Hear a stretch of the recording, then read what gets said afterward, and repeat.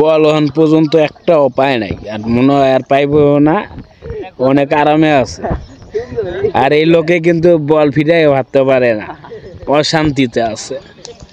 আর ও যে আমার ভাই গাজী কালু, তিনি কিন্তু হোয়াইট নো, এমনকি বল ঠেকানের দিক দিয়ে 1 নাম্বার আছে।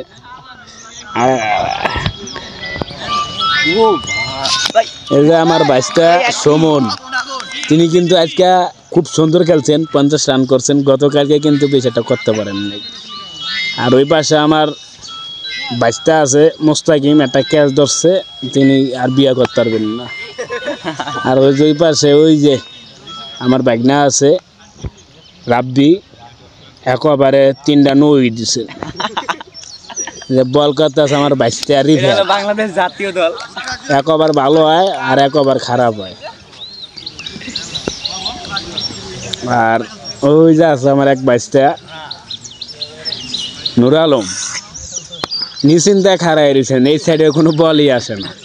আর এই যে আমার আরেক বাইশটা আছে রাকিব, তিনি ব্যস্ত লোক, তিনি খালি শুধু বাড়ির কথা মনে পড়ে। যাই হোক, কিন্তু তিনিও কিন্তু বল পাইতেছেন না, ওই দেখছেন ইশারা দেয়, মানে বল পায় না। আর এই যে বাইশটা আছে একটা, এই লোকেও কিন্তু বল পায় না, দেখছেন নি বইয়া থাকে, বল করানোর সময় একটু দাঁড়ায়। আর আমরা দর্শক দেখতেছি।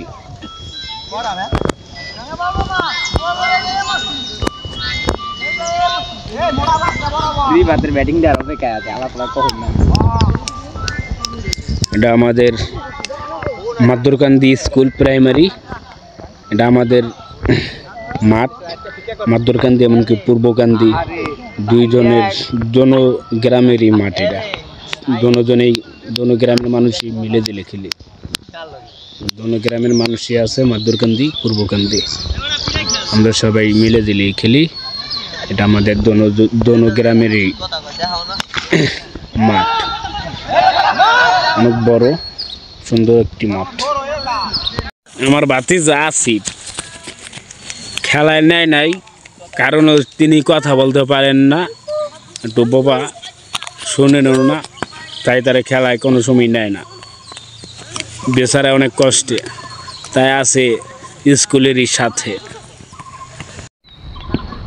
এই যে আমি গতকালকে খেলে ব্যথা পাইছি, তাই আজকে ইনজুরিতে আছি, খেলাধুলা আজকে করি না। আমাকে নেওয়ার জন্য অনেক চেষ্টা করছিল, আমি মানা করছি খেলবো না। আজকে আমার ব্যথা, পায়ে ব্যথা, হাতে ব্যথা, গেড়িতে ব্যথা, জয়েন্টে পয়েন্টে ব্যথা, তাই আমি আজকে খেলি না। খেলার থেকে বিরতি আছি, আজকে দেখতেছি, আগামীকালকে হয়তো নামতে পারি সুস্থ হয়ে গেলে। ধন্যবাদ।